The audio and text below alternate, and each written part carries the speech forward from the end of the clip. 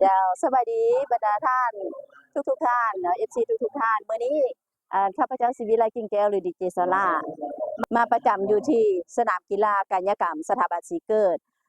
ซึ่งก็เป็น1สนามที่อยู่ในร่วมในการแข่งขันในงานมหกรรมกีฬาแห่งชาติครั้งที่12ที่นครหลวงเวียงจันทน์นั้นเป็นเจ้าภาพ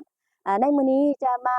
นำพาไปเบิ่งบรรยากาศเนาะของกีฬามวยปั้มซึ่งว่ากีฬามวยปั้มนี่ก็เป็นกีฬาประเภทหนึ่งที่แขวงขมวนของพวกเฮาก็ส่งนักกีฬาเข้าร่วมแข่งขันนำพาบรรดาท่านนั้นไปเบิ่งบรรยากาศ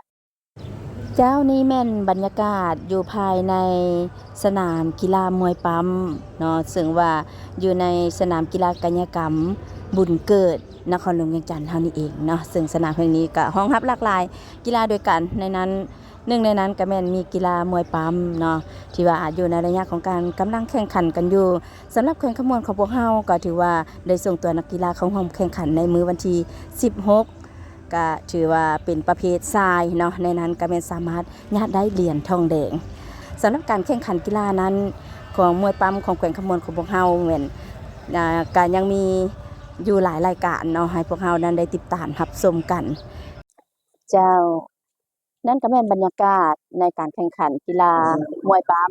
ซึ่งเป็นอีกหนึ่งประเภทกีฬาที่แขวงขมวนของพวกเฮาก็ส่งนักกีฬานั้นเข้าร่วมจำนวน4น้องในนั้นมีหญิง2น้องซึ่งว่าการแข่งขันแม่นแขวงขมวนเฮาได้แข่งขันในมื้อวันที่16เนาะแต่ว่าผลของการแข่งขันนั้นแม่นแขวงขมวนเฮาสามารถญาได้เหรียญทองแดงและยังจะมีการแข่งขันในมื้อวันที่17และมื้อวันที่18นั้นจะเป็นการชิงเหรียญคำซึ่งแขวงขมวนของพวกเฮานั้นก็จะได้เข้าร่วมการแข่งขันเช่นเดียวกันจังใดก็แม่นอย่าลืมเด้อส่งกำลังใจมาเชียร์ทีม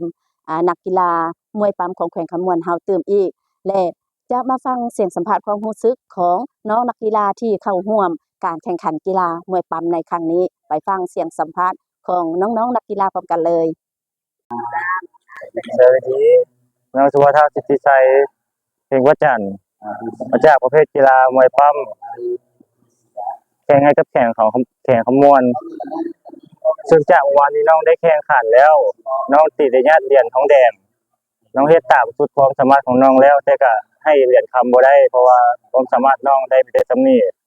น้องก็ดีใจหลายที่ได้มาร่วมการแข่งขันให้กับแข่งขมวนน้องจะตั้งใจฝึกฝนตัวเองให้เก่งขึ้นเพื่อที่จะได้มาแข่งให้กับแข่งขมวนหรือว่าที่จะเอาเหรียญเงินหรือเหรียญคำต่อไปได้ขอบใจสบายดี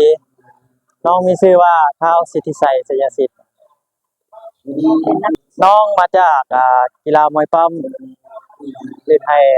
แข่งขมวนมีความรู้สึกใดๆในการเข้าร่วมกีฬาการแข่งขันกีฬาครั้งนี้รู้สึกดีใจหลายเนาะที่แบบตัวน้องได้รับใช้แข่งขมวนอีกครั้งเนาะ